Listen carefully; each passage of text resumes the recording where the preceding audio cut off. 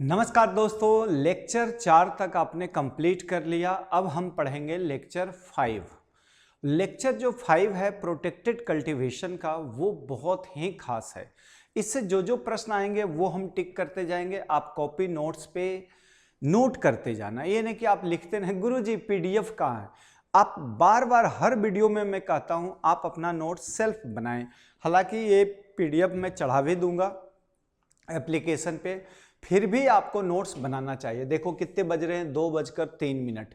फिर भी आपके लिए मैंने आज सोचा कि नहीं, आज हमें प्रोटेक्टेड कल्टीवेशन कंप्लीट करना है तो कंप्लीट करना है। इसके बाद 10 मिनट का एक और लेक्चर है, वो भी मैं कंप्लीट करूंगा। तो अब हम बात करेंगे किसका, मेजर कंपोनेंट। वो कंपोनेंट के बारे में हम बात करेंगे जो ग्रीन हाउस में उपयोग किया जाता है। तो क्या क्या उपयोग होंगे। पहला तो आपने देखा होगा, ये ग्रीन हाउस जो है इसमें क्लेडिंग मटेरियल, जो ऊपर हम कवर करते हैं वो मटेरियल का उपयोग करेंगे। प्लास्टिक का लगा दो, पॉलीथीन का लगा दो, फिल्म लगाओ, जितने ग्लास लगा दो, पॉलीकार्बोनेटेड लगा दो, ये सब फाइबर का लगा दो। तो इनके आधार पे इसको हम कहते हैं क्लेडिंग मटेरियल। तो एक तो ये हो गया। दूसरा, इसमें एग्जॉस्ट फैन लगाते हैं, कूलर लगाते हैं, कूलिंग पैड लगाते हैं, सेंसर लगाते हैं, मिस्ट लगाते हैं। ये सब जो इम्पोर्टेंट कंपोनेंट है इसके बारे में हम बात करेंगे, ठीक है। ड्रिप इरिगेशन सिस्टम लगा देते हैं इसमें। तो ये मेजर कंपोनेंट है जो हम उपयोग करते हैं किसमें, ग्रीन हाउस में। इसके बारे में आपको पढ़ना है। एक्चुअल में जो क्लेडिंग मटेरियल होता है ना, ये आने वाले सूर्य की किरण के लिए इम्पोर्टेंट होते हैं। कुछ क्लेडिंग मटेरियल होते हैं जो अल्ट्रा वायलेट किरण को रोक देता है, कुछ होते हैं जो इंफ्रारेड को रोकते हैं। अल्ट्रा वायलेट में भी पढ़ेंगे अपना ultra violet A, ultra violet B, ultra violet C, according to wavelength. जिसके जिसके वेवलेंथ ज़्यादा होगा उस हिसाब से हम चर्चा करेंगे। फर्स्ट क्लास में आपको हमने बताया था आर्मी विजिबल यूएक्स गोल। तो आर्मी का मतलब रेडियो वेव, एम का मतलब माइक्रोवेव, आई का मतलब इंफ्रारेड। उसके बाद विजिबल लाइट में हमने देखा था 400 से लेकर 700 नैनोमीटर। इसे हम पार के नाम से जानते हैं, फोटोसिंथेटिक एक्टिव रेडिएशन के नाम से जानते हैं, जिसका प्रकाश संश्लेषण में उपयोग किया जाता है पौधों के द्वारा, यानी कि प्लांट के द्वारा। इसकी हम डिस्कशन करेंगे। लेकिन कुछ हार्मफुल रेडिएशन जो सूर्य से आते हैं उसको हमें स्टेबलाइज करना है, रोकना है। उसको क्या करना है, रोकना है, ताकि हमारे प्लांट को वो हार्म ना कर सके। तो इसके लिए हम different type of cladding material उपयोग करते हैं। देखें, फर्स्ट जो है आपको क्लेडिंग मटेरियल, यहाँ पे हमने बहुत सारे आपको क्लेडिंग मटेरियल दिखाया जो कवर कर रहा है किसको, ग्रीन हाउस को क्या कर रहे हैं, कवर कर रहे हैं। नेक्स्ट जो पॉइंट है इसमें कि पार क्या होता है सर, तो पार मैंने बताया था। पार का केवल एक पॉइंट आपको ध्यान में रखना है कि ये पार का पूरा नाम पूछ लेगा। फोटोसिंथेटिक एक्टिव रेडिएशन, प्रकाशीय सक्रिय विकिरण कहते हैं, जिसका तरंग दैर्घ्य इंपॉर्टेंट है 400 से लेकर 700 नैनोमीटर। तो आपको पार में केवल ये पॉइंट याद रखना है, 400 से लेकर इसका 700 नैनोमीटर होते हैं, जो फोटोसिंथेसिस के लिए इंपॉर्टेंट है। कितना, फोटोसिंथेसिस। इसको हमने बताया था ना, विवगियोर यानी VISIBLE, visible light. Visible light ये इंपॉर्टेंट है, जिसका वेवलेंथ 400 से 700 नैनोमीटर होता है। इसे हम पार बोलते हैं, जो फोटोसिंथेसिस में सहायता करता है। अल्ट्रा वायलेट में बात करो यूवी रेडिएशन का, तो यूवी रेडिएशन ए, जिसका तरंग दैर्घ्य 350 से 400। तो देखो R me visible UX goal, UX goal. तो आपको यहां पे क्या है, ये अल्ट्रा वायलेट है, और ये क्या है, एक्सरे।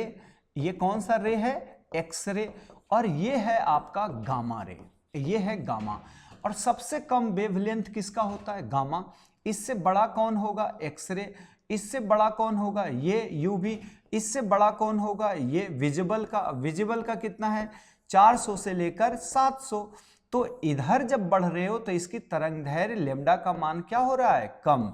इस ओर लेम्डा का मान कम, और यहां अगर आ रहे हैं तो इधर लेम्डा का मान क्या हो रहा है, ज्यादा। तो सबसे ज्यादा लेम्डा किसका है, रेडियो वेव का, इसका लेमडा। तो ये सब तो क्रॉस कर पाते नहीं है, लेकिन हमें चर्चा करना है अल्ट्रा वायलेट बी 300 से लेकर 350। देखो इधर वेवलेंथ क्या हो रहे हैं, कम हो रहे हैं। अब इससे भी कम वेवलेंथ किसका है, गामा का। उससे एक्सरे का, उससे कम क्या है, गामा का। तो जिसकी लेमडा कम होंगे उसमें मैंने बताया था उसकी एनर्जी क्या होगी, ज्यादा। इसकी पेनिट्रेशन पावर क्या होगी, वेदन शक्ति क्या होगी, ज्यादा। तो ये ध्यान में रखना है आपको। अगला NIR क्या होता है, नियर इंफ्रारेड रेडिएशन। और इंफ्रारेड रेडिएशन, देखो इंफ्रारेड, तो ये है इंफ्रारेड। तो इंफ्रारेड जो होंगे इसका वेवलेंथ क्या होगा, 700 से ज्यादा होगा, इधर वाले के ज्यादा होते हैं। तो इसका देखो कितना है इंफ्रारेड का, इंफ्रारेड का है 700 से लेकर 3000 नैनोमीटर। इंफ्रारेड का ये नैनोमीटर, ये सारे याद मत करना आप। अब ये responsible for the heating the green house. अगर ये, क्योंकि इसकी तरंग दैर्घ्य क्या है, बड़ी है, अब ये आ गया तो बाहर जाएगा नहीं, तो ये ग्रीन हाउस को कैसा कर देगा, गर्म कर देगा। और ये हाईली यूज होते हैं, अगर पूछा जाए तो किस में, टेम्परेट फ्रूट। टेम्परेट का मतलब वहां ठंड है तो वहां क्या करना है, गर्म, ताकि ये रेडिएशन निकले नहीं और अंदर ही रहेगा, तो उस इन्वायरमेंट को ये क्या करेगा, गर्म करेगा। FIR क्या होता है, फार इंफ्रारेड रेडिएशन। तो फार इंफ्रारेड का वेवलेंथ देखो और ज्यादा बड़ा होते हैं, और ज्यादा, और यही काउज करता है ग्रीन हाउस इफेक्ट। ये क्या काउज कर देगा, ग्रीन हाउस इफेक्ट। तो अकॉर्डिंग टू वेवलेंथ के आधार पे मैंने ये बताया कि कौन सा कैसा होता है, किसका वेवलेंथ किस तरह से होते हैं। अब आते हैं क्लेडिंग मटेरियल, यानी क्लेडिंग मटेरियल को आप क्या बोलते हो, कवरिंग मटेरियल। ग्रीन हाउस को कवर करने वाला मटेरियल क्या कहलाता है, क्लेडिंग मटेरियल। तो क्लेडिंग मटेरियल जो होते हैं ये material which stimulate climate condition के अनुसार inside the green house is called cladding material. और ये क्या हो सकता है, ग्लास एंड पॉलीकार्बोनेटेड का हो सकता है। ग्लास में आप जानते हो कि superior light transmission and heat retention capacity पाई जाता है, और ये वेरी पॉपुलर हो हैं नीदरलैंड। नीदरलैंड में अप्रॉक्स 90% जो ग्रीन हाउस बनाए जाते हैं वो बनाए जाते हैं किसका, पॉलीकार्बोनेटेड एंड ग्लास का बनाया जाता है, यानी नॉर्थ यूरोप में ये बहुत प्रचलित है। तो ये एक पॉइंट आप नोट कर सकते हो। अगला है पॉलीकार्बोनेटेड एंड ग्लास जो होते हैं ये परमानेंट स्ट्रक्चर नहीं है, ये कैसा है, क्योंकि ये टेम्पररी स्ट्रक्चर है। और टेम्पररी ये पहले के वैज्ञानिक ना इस पे रिसर्च करने के लिए इसका उपयोग करते थे। ये कैसा, रिसर्च करने के लिए इसका उपयोग होता है, ज़्यादातर ये नीदरलैंड यानी यूरोपियन कंट्री में इसका उपयोग किया जाता है। अब हम आते हैं प्लास्टिक, जिसका सबसे ज़्यादा उपयोग किया जाता है। ये कैसा होता है, सस्ता होता है, बट इसकी ड्यूरेबिलिटी यानी इसकी लाइफ स्पान की बात करें तो ये कम होते हैं। पुअर, इसमें लाइट ट्रांसमिशन शक्ति भी क्या होती है, पुअर होती है, तो इसमें पुअर लाइट ट्रांसमिशन पावर होते हैं। The most applicable flexible plastic for horticulture purpose कौन यूज करते हैं, एक तो लो डेंसिटी पॉलीथीन, जिसका LDPE के नाम से film like polythene PE with ultra violet stabilisation. Polythene infrared stabilisation हो सकते हैं। Open roof green house were developed by, किसके द्वारा डेवलप किया गया था, आर्ट वान विंगर्डन के द्वारा। तो ये इंपॉर्टेंट कब किया गया था, 1990 में, कि ओपन रूफ, ऊपर वाले भाग क्या कर दिया गया था, खुला छोड़ा गया था, तो ओपन रूफ। नेक्स्ट है polythene, transparent material use for wall and roof of A green house for protecting. ये देखो ये क्या है, पॉलीथीन, ट्रांसपेरेंट होते हैं ये polythene. Polythene sheet is a cladding material most common use, ये इंपॉर्टेंट है। कौन सा सबसे ज्यादा उपयोग किया जाता है, पॉलीथीन। अल्ट्रा वायलेट स्टेबलाइजर होते हैं, और इसकी थिकनेस पूछ लिया जाएगा तो कितना है, 20 माइक्रोन थिक, तो ये इंपॉर्टेंट है। लाइफ स्पान एटलीस्ट इसका कितना होना चाहिए, 3 साल का। कितना होना चाहिए, तो ग्रीन हाउस अपन बनाते भी हैं पॉलीथीन का, तो 3 साल में इसको आपको रिपेयर करना पड़ेगा। Polythene film widely used in green house. Highest light transmission % of glazing material is, किसका है, जो हीट ट्रांसमिशन करते हैं वो भी किसका है दोस्त, पॉलीथीन। तो ये आपके 2-3 पॉइंट यहाँ से इंपॉर्टेंट निकला जो आपके प्रश्न बन सकते हैं, तो इसे आप नोट करते जाना। ये आपके एक स्ट्रक्चर बताया हूँ कि किसे क्या कहते हैं। ये जो लाइन होता है इसे हम गेबल बोलते हैं। गेबल यानी कि इसकी लंबाई होती है, उसको क्या बोलते हो? गेबल। गेबल बिर्थ, गेबल लेंथ, तो आपको जो ग्रीन हाउस बनाया गया उसको गेबल। ये लेटरल वेंटिलेटर है, ये पर्लिन है। ये क्या है? पर्लिन। ये जो यहाँ कनेक्ट कर रहा है इसको पर्लिन। ये ट्रस कहलाता है। ये जो स्ट्रक्चर इस तरह से देते हैं इसको क्या कहते हैं? ट्रस। ये आपका रिज हो गया, जो बीच में ऐसे बनते हैं, ये क्या है? रिज। ये रिज वेंटिलेशन ऊपर में डाला जाता है ऐसे करके, इसको क्या करते हैं? Ridge ventilation. ये गटर है जो पानी को क्या करेगा? यहाँ पे इकट्ठा करेगा। यहाँ से पानी आया तो यहाँ पे इकट्ठा हो जाएगा, ये गटर स्वाम्प है। तो इस तरह के इसके कुछ स्ट्रक्चर है ग्रीन हाउस को जो आपको पता होनी चाहिए। Polyhouse length is a dimensional polyhouse direction of gable. Gable क्या होता है? Transparent wall of greenhouse. जहां जहां ये लगे हुए हैं सब क्या कहलाता है? गेबल। ये सब तो ये कहलाएगा गेबल की लंबाई कहलाएगा, और गेबल की ये क्या कहलाएगा? चौड़ाई कहलाएगा। ये बिर्थ और ये गेबल लेंथ कह सकते हो आप ग्रीन हाउस का। अब ये देखें, ये सारे पॉइंट आपके ये मल्टी स्पान है, मल्टी स्पान, ठीक है, क्योंकि बहुत सारे इस पे स्पान है तो इसको बोलते हैं मल्टी स्पान। एन है multi span structure. The orientation should be multi span का कहाँ रखोगे? North south. तो मैंने आपको पहले भी बता दिया था कि जो ग्रीन हाउस होते हैं चाहे सिंगल हो या मल्टी हो, इनका जो हम डायरेक्शन रखते हैं orientation should be east west, more lighting during the winter month. Winter month में कहाँ रखेंगे? ईस्ट वेस्ट, ताकि इसमें क्या हो? मोर लाइट हो, मोर प्रकाश आए। लेकिन for multi span structure the orientation should be north and south. कैसा रखोगे? नॉर्थ और साउथ। ये एक 28 मीटर और 20 मीटर का हमें बनाना है ग्रीन हाउस, तो आपको ये बताना है। ये गेबल का लेंथ हो गया 28 मीटर और ये हो गया 20 मीटर इसकी चौड़ाई। तो ये एक छोटी सी पॉइंट है जिसके द्वारा हमने गेबल का ये लंबाई है और ये क्या है? गेबल की चौड़ाई है। तो आपको पता होनी। माइक्रो इरिगेशन सिस्टम अगला कंपोनेंट है। Best way for watering in plant, इसे क्या बोलते हैं? Micro irrigation system. इसके बारे में आपके सिलेबस में गया है। Drip irrigation system Dinesh sir आपको पढ़ा चुके हैं दोस्त। इरिगेशन के चैप्टर में आप बहुत अच्छे से स्टडी कर चुके हो, तो यहाँ हम ज़्यादा बात करेंगे नहीं।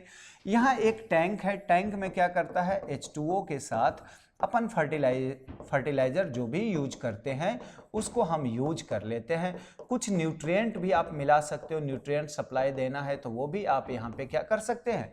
ऐड कर सकते हैं, जिसके थ्रू ये मेन लाइन ये जुड़ा हुआ है, यहाँ से ड्रिप लाइन गए हुए हैं। तो ये क्या होगा? प्रॉपर हर एक प्लांट को यूनिफॉर्म रूप से वाटर और फर्टिलाइजर प्रोवाइड करेगा। तो फर्टिगेशन क्या होते हैं? फर्टिलाइजर का उपयोग हम करते हैं इरिगेशन के साथ, इसको हम क्या बोलते हैं? फर्टिगेशन, जो आप इरिगेशन में बढ़िया से पढ़ चुके हो। ये हमने एक इसका चैनल बनाया कि ये जो है मेन लाइन है और यहाँ पे क्या है? ये फिल्टर बने हुए हैं, ये आपका कुआं लगा हुआ है जहाँ से पानी सप्लाई करेंगे। तो इस तरह के द्वारा ये एक लाइन बना हुआ है जो एक ड्रिप इरिगेशन सिस्टम को हमने समझाया। The fertilizer are dissolved in different tank as per compatibility and are mixed in a discrete proportion for supply the plant through drip irrigation channel। अगर आपको ग्रीन हाउस की बात किया जाए तो यहाँ पे आपको इस नॉलेज का होना जरूरी है कि ड्रिप इरिगेशन सिस्टम क्या होते हैं, इसका प्रेशर कितना होता है, स्प्रिंकलर का कितना प्रेशर होता है।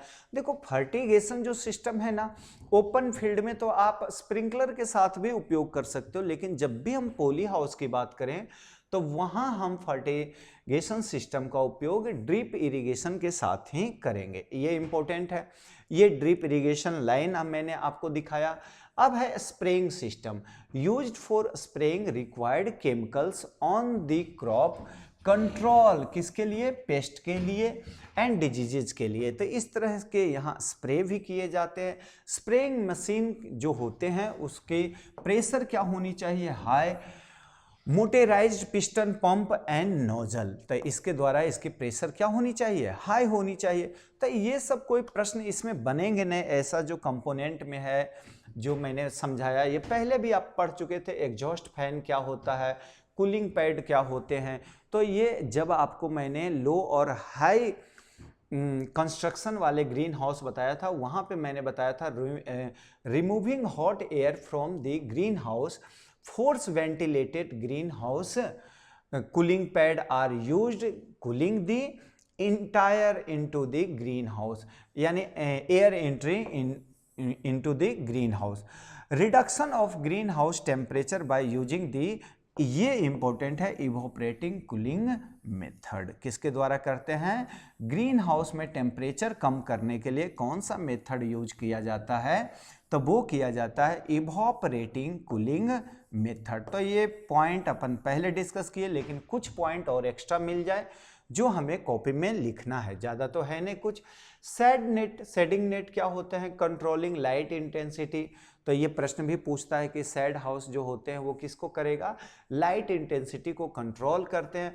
वेरियस शेडिंग नेट यूज करते हैं, कैपेसिटी जो कोई मान लिया जाए 35% और कोई 50% लाइट इंटेंसिटी को रोक रहा है, कोई कितना 75% लाइट इंटेंसिटी को रोक रहा है, उसके अनुसार से हम इसको उपयोग करते हैं। ठीक है, अगला सेंसर एंड कंट्रोलर, तो ये सेंसर एंड कंट्रोलर है जो ऑटोमेटिक प्लांट को जो चाहिए, जैसे जितनी टेम्परेचर चाहिए, जितना ह्यूमिडिटी चाहिए, ये अपने आप क्या करता है, ग्रीन हाउस में कंट्रोल करते हैं। Controlling climatic parameter automatically inside the hi tech green house, तो उसमें क्या लगा रहता है, सेंसर एंड कंट्रोलर लगे रहते हैं। Soil less cultivation, tissue culture plant and the hardening activity के लिए भी इसका क्या किया जाता है, उपयोग किया जाता है। High value crop and sensitive activity like soil less cultivation, tissue culture and hardening activity के लिए इसका उपयोग किया जाता है। इंपॉर्टेंट पॉइंट अगर देखना चाहूं तो क्या क्या है, light losses during the winter month in temperate climate, किस क्लाइमेट की बात किया है बताओ, टेम्परेट क्लाइमेट की बात किया, आर अराउंड 30%, कितना प्रतिशत होता है, 30%। Ventilation is essential to control temperature, ventilation किसके लिए है, टेम्परेचर को कंट्रोल करने के लिए एंड रिलेटिव ह्यूमिडिटी के कंट्रोल करने के लिए वेंटिलेशन आवश्यक है। Shading is use to reduce, ये है इनकमिंग रेडिएशन के लिए shading. In China plastic film is by far most common use to covering material, तो ये तो मैंने बोला भी कि प्लास्टिक फिल्म का ही सबसे ज़्यादा उपयोग किया जाता है एज ए कवरिंग मटेरियल। तो कुछ पॉइंट, वेनलो टाइप क्या होता है, तो वेनलो देखो ये विदेश में ना ज़्यादा उपयोग करते हैं, इस तरह के जो ग्रीन हाउस बनाया जाता है उसको हम बोलते हैं वेनलो टाइप, तो ये याद रखोगे, वेनलो टाइप स्ट्रक्चर। वेनलो टाइप स्ट्रक्चर क्या होता है, तो ये green house design most widely, सबसे ज़्यादा उपयोग यूज्ड ग्रीन हाउस कहाँ, इन दी वर्ल्ड, अगर वर्ल्ड की बात करें तो सबसे ज़्यादा किस टाइप का डिजाइन यूज होता है, Venlo type. Plastic film most widely used greenhouse, ये भी पूछ लेगा। प्लास्टिक फिल्म सबसे ज़्यादा उपयोग किए जाने वाला कवरिंग मटेरियल है, कवरिंग मटेरियल सबसे ज़्यादा इन दी वर्ल्ड, तो ये पॉइंट अपन डिस्कस किए हैं। NPCL क्या होता है, national committee on plastic culture application in horticulture, जिनकी स्थापना 1981 में हुआ था। CPCT क्या है, CPCT centre for protected cultivation is located at IARI, तो इसको याद रखना आप। CPCT क्या है, centre for protected cultivation, centre for protected cultivation. Optimum CO2 crop high yield कितना होना चाहिए, ये भी पूछा है। CO2 हाई यील्ड के लिए 1000 से 2000 ppm, जबकि ग्रीन हाउस में ये 1000 ppm पाए जाते हैं।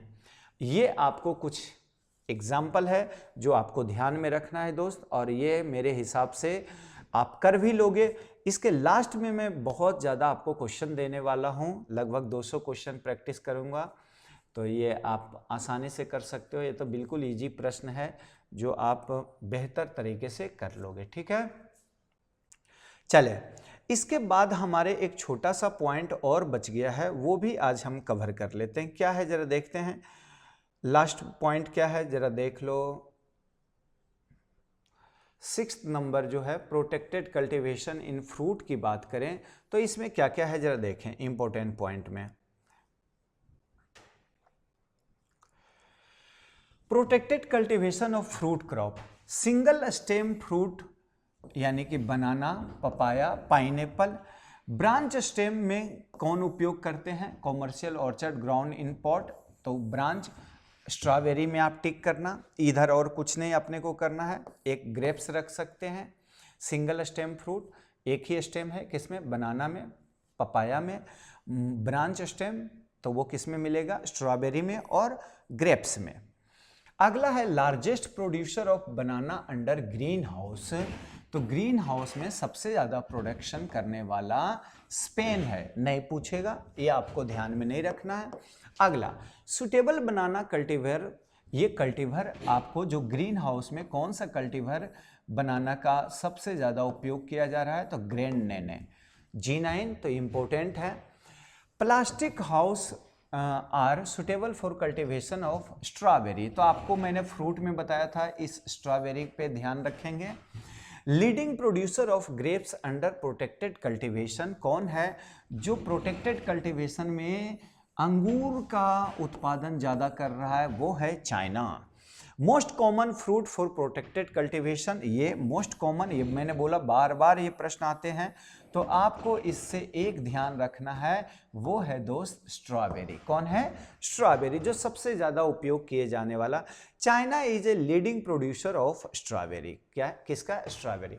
कुकुम्बर की बात करें, सुटेबल वेराइटी फॉर कौन है, जो है गाइनोशियस एंड पार्थेनोकार्पी, ये आया हुआ है ARS में भी, और नेट का एग्ज़ाम जब दिया तो 2018-19 वाले में भी आए हुए हैं कि ग्रीन हाउस में कौन सा कुकुम्बर वेराइटी लगाते हैं, तो गाइनोशियस लाइन, कौन सा लाइन है, गाइनोशियस। क्या है कुकुम्बर में आप जाके देख सकते हो, समर स्कॉश में बूसी टाइप का, झाड़ी नुमा टाइप का। मस्क मिलोन में मोस्ट कॉमर्शियल वेराइटी आर कौन है, एंड्रोमोनोशियस टाइप। एंड्रोमोनोशियस क्या है, सेक्स फॉर्म आप पढ़ना, आपको सेक्स फॉर्म वेजिटेबल में मैं बहुत अच्छे समझा चुका हूँ, यहाँ समझाऊंगा टाइम लगेगा, आप भी बोर हो जाओगे। तो कुकुम्बर में कौन सा वेराइटी ग्रीन हाउस में लगाते हैं, गाइनोशियस लाइन लगाते हैं दोस्त। और मस्क मिलोन में कौन सा वेराइटी है, तो एंड्रोमोनोशियस टाइप। कौन है, एंड्रोमोनोशियस। किस तरह के होते हैं ये दोनों, बहुत शानदार पढ़ाया हूँ सेक्स फॉर्म में। कॉमर्शियली फॉलो ट्रेनिंग सिस्टम, कौन सा ट्रेनिंग सिस्टम टमाटर में उपयोग करते हैं, तो सिंगल स्टेम, ये पूछा गया है, सिंगल स्टेम। पोमग्रेनेट JRF में पूछा था, मल्टी स्टेम ट्रेनिंग सिस्टम किसमें, पोमग्रेनेट में। Cluster thinning 1 in week important है टमाटर के लिए। परफेक्ट पोलिनेशन किससे होता है, बम्बल बील से, तो टमाटर की, टमाटर वाले ध्यान रखना, इसमें पोलिनेशन बी से करते हैं। Suitable plant type for green house, इसमें हम कौन सा प्लांट लेते हैं, तो इनडिटर्मिनेट। इनडिटर्मिनेट का मतलब जिसका ग्रोथ सीमित नहीं है, जो बढ़ता जाएगा, जिसके टर्मिनल पे फूल नहीं आते हैं, उसको हम बोलते हैं इनडिटर्मिनेट, टमाटर में पढ़ाया हूँ। Ideal temperature for colour development, colour development के लिए ग्रीन हाउस में टमाटर के लिए आइडियल टेम्परेचर कितना होना चाहिए, 18 degree Celsius. Optimum night temperature, ये छोड़ देना आप ग्रीन हाउस टमाटर के लिए, ये रहने देना। बस ये 4-5 पॉइंट है। कॉमर्शियल कौन सा ट्रेनिंग सिस्टम, सिंगल, ये भी छोड़ देना। पोलिनेशन किसके द्वारा होता है, बी के द्वारा, बम्बल बी के द्वारा। कैसी वेराइटी लगाते हैं, इनडिटर्मिनेट। आइडियल कलर डेवलपमेंट के लिए 18 डिग्री सेल्सियस, ठीक है। अब आते हैं वेजिटेबल ग्राफ्टिंग, यहां से भी प्रश्न पूछ लेते हैं। Grafted vegetable popular in Japan, कहां पॉपुलर है, जापान एंड कोरिया में। लीडिंग ग्राफ्टेड वेजिटेबल, सबसे ज़्यादा वेजिटेबल ग्राफ्टिंग वर्ल्ड में कहाँ हो रहा है या किस पे हो रहा है, तो वो है वाटरमेलन। और कहाँ सबसे ज़्यादा पॉपुलर है, जापान और कोरिया में। किस वेजिटेबल पे हो रहे हैं बताओ, वाटरमेलन, तो ये याद रखोगे किस पे सबसे ज़्यादा है, वाटरमेलन पे। Recommended light level for grafting acclimatisation, कितना होना चाहिए लाइट तो ये होना चाहिए, आप जानते हो लक्स मीटर से लाइट के इंटेंसिटी को मेजर किया जाता है 3 से 5 लक्स, ठीक है। इंटरजेनरिक ग्राफ्टिंग पॉपुलर इन कुकुरबिड्स। कुकुरबिड्स में दो जेनरा के बीच ग्राफ्टिंग किया जाता है, इंटर स्पेसिफिक होते हैं इंटरजेनरिक ग्राफ्ट। तो ये आपको हाइब्रिडाइजेशन में पढ़ा चुके हैं सर, ब्रीडिंग में। इंटरजेनरिक ग्राफ्टिंग पॉपुलर इन कुकुरबिड्स, किसमें पॉपुलर है? तो बताओ वेजिटेबल ग्राफ्टिंग जो होता है मोस्ट पॉपुलर कहाँ है? कोरिया में है, जापान में है। सबसे ज़्यादा किस वेजिटेबल में हो रहे हैं बताओ? वेजिटेबल ग्राफ्टिंग वाटरमेलन में हो रहे हैं। इसकी लाइट लेवल कितनी होनी चाहिए? 3 से 5 लक्स होना चाहिए। और ग्राफ्टिंग पॉपुलर इन कौन? इंटरजेनरिक ग्राफ्टिंग किसमें है? कुकुरबिड्स में। कुकुरबिड्स की बात कर लेते हैं थोड़ा सा, ये भी वेजिटेबल्स काफ़ी इंपॉर्टेंट है जो ग्रीन हाउस में इसका कल्टीवेशन होता है। Most widely use cucurbits rootstock, जिसका नाम क्या है? सिंटोजुआ। तो इसको याद रखना है, suitable for cucumber, melon and watermelon के लिए। तो ये आपको रूट स्टॉक याद रखना है। सिंटोजुआ जो है derive from cucurbita maxima and cucurbita मोस्टैचर, रेसिस्टेंट टू फ्यूजेरियम विल्ट। तो ये रेसिस्टेंट किसके लिए है? फ्यूजेरियम विल्ट के लिए क्या है ये? रेसिस्टेंट। तो ये आपको ध्यान में रखना है कुकुरबिड्स के लिए एक रूट स्टॉक। ब्रिंजल की बात करें तो inter specific grafting popular in brinjal, जबकि इंटरजेनरिक जो है वो किस में है? कुकुरबिड्स में क्या है? पॉपुलर है। कॉमर्शियल ब्रिंजल रूट स्टॉक जो है जिसका नाम है solanum torvum and solanum integrifolium, resistant to है वर्टिसिलम एंड फ्यूजेरियम बिल्ट के लिए क्या है? ये रेसिस्टेंट है। तो ये आपके ग्राफ्टिंग के लिए कुछ फ्लावर क्रॉप की बात करें, हालांकि फ्लावर से इतना आएगा नहीं, लेकिन green house for commercial floriculture were 19 established in 1965 Indo American hybrid seed company Bangalore में हुआ था। Kerala is a leading protected cultivation of orchids, किसके लिए है? ऑर्किड्स के लिए, ऑर्किड्स के लिए इंपॉर्टेंट है। और जबकि फ्लोरिकल्चर में एरिया एंड प्रोडक्शन में आपको बता दिया हूँ Tamil Nadu. Ridge of the green house always oriented in north south, तो ये इंपॉर्टेंट है डायरेक्शन। अवॉइडिंग सन स्क्रॉचिंग, ताकि सन से क्या हो? हार्म ना हो, स्क्रॉचिंग जल ना जाए। Most suitable green house in India condition क्या है? क्विंसेट टाइप, या ये इंपॉर्टेंट है, भारत में कौन उपयोग किया जाता है? क्विंसेट टाइप या मल्टी स्पान टाइप। अभी बताया था ना इस टाइप का, multi span type. Most suitable green house for hilly region, hilly region के लिए कौन उपयोग किया जाता है? Gable type. कौन उपयोग करेंगे हिली रीजन? पहाड़ी क्षेत्रों के लिए गेबल टाइप, तो ये इंपॉर्टेंट है। Portable mini tunnel suitable for nursery plant, जो छोटे छोटे होते हैं वो किसके लिए हैं? नर्सरी प्लांट के लिए उपयोग किया जाता है। Fan and pad system is evaporating cooling principle, ये किस पे लागू होते हैं? जिससे टेम्परेचर को कम करता है। इवोपरेटिंग कूलिंग सिस्टम, इस मेथड पे ये क्या करता है? अपना कार्य करते हैं। Relative humidity for orchid cultivation about 50%, ये छोड़ देना, इसकी जरूरत है नहीं हमें। Suitable side net for foliar plants, red and grey nets किसके लिए चाहिए? कोडियम के लिए। Grey nets hosta, livistona and monstera के लिए चाहिए, ये छोड़ देना। तो ये कहानी अपने कंप्लीट हो गए और कंप्लीट लेक्चर आपके साथ शेयर किया। तो आज की क्लास जो थे फुल था किसके लिए? प्रोटेक्टेड कल्टीवेशन के लिए। मेरे भी एनर्जी क्या हो गया? समाप्त हो गया। आपके साथ 11 बजे से पढ़ा रहा हूँ कि आज मैंने टारगेट लिया था कि आज पूरी प्रोटेक्टेड हमें ख़त्म करना है। तो एग्रीकल्चर इंजीनियरिंग के आपके पोर्शन लगभग पूरे ख़त्म हो गए दोस्त। छोटी मोटी जो है वो आप बता देना, वो भी कर लेंगे। अब इसके बाद हम शुरू करेंगे, या तो हॉर्टिकल्चर का जो पोर्शन बचा हुआ प्लांटेशन शुरू करूँ उसको करना है, या तो फिर अपन क्या है फॉरेस्ट डिपार्टमेंट शुरू कर लेते हैं। ठीक है, एग्रो फॉरेस्ट्री कर लें। तो आप कमेंट में बता देना क्या शुरू करूं, फॉरेस्ट्री है तो फॉरेस्ट्री कर लें।